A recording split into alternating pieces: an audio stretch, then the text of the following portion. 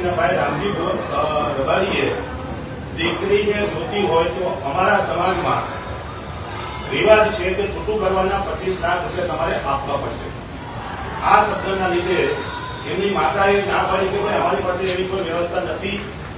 કર્યા ઘણી બધી વાર એની સાથે વાતચીતો કરી, છતાં પણ એમનો કોઈ એક જ વાત કરી કે અમારા સમાજનો રિવાજ છે કે કોઈ પણ છૂટું કરવું હોય તો 25 લાખ રૂપિયા આપવા પડે.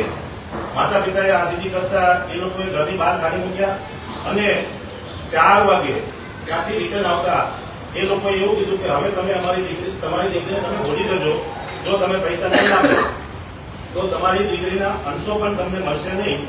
એવી આપતા અમે ગઈકાલે સાંજે સમાજના તમામ આગેવાનો તાત્કાલિક નડિયાદ પોલીસ સ્ટેશન પહોંચ્યા અને એલસીબી પોલીસ અને કટલા પોલીસને અમે ફરિયાદ આપી. સાંજે અમને જાણવા મળ્યું છે કે દીકરીની હત્યા થઈ હોય એવું અમને આશંકા છે. કારણ કે 15 દિવસના પીરિયડમાં દીકરીને ક્યારેય પણ કોઈ પણ જગ્યાએ કોઈ પણ વ્યક્તિ સમક્ષ, કોઈ પણ પરિવાર સમક્ષ, કોઈ પણ કેન્દ્રની અંદર દીકરીને રજૂ કરવામાં આવતી નથી.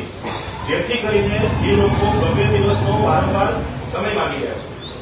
અમારી શંકા પરિણામમાં ન પડી વળે અમને અત્યારે પણ હજી અમારા મનમાં ક્યાંક ને ક્યાંક આશા છે કે અમારી દીકરી જીવી દર્શન અમને પરત આવશે. પરંતુ એમના જે શબ્દો છે તેને લઈને અમારું ખૂબ જ અમને ઊંડી શંકા રહે છે કે અમારી દીકરીની મદદ થઈ છે. આ વિગતે તમામ ફરિયાદ અમે કટલા પોલીસ અને ખેડા પોલીસને ત્યાં આપેલી છે.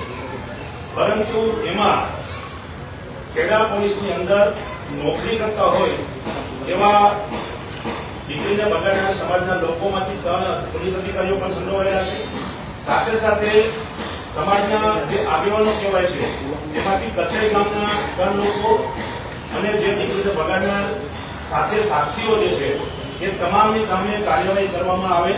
અને અમે જે સરકારની નેમ છે, સરકાર જે કહી રહી છે કે અમે નારીઓની સુરક્ષા કરીશું, દીકરીની સુરક્ષા કરીશું, એ સરકારને અમે વિનંતી કરી રહ્યા છે કે અમારી દીકરી જલ્દીમાં જલ્દી અમને પરત સોંપવામાં આવે.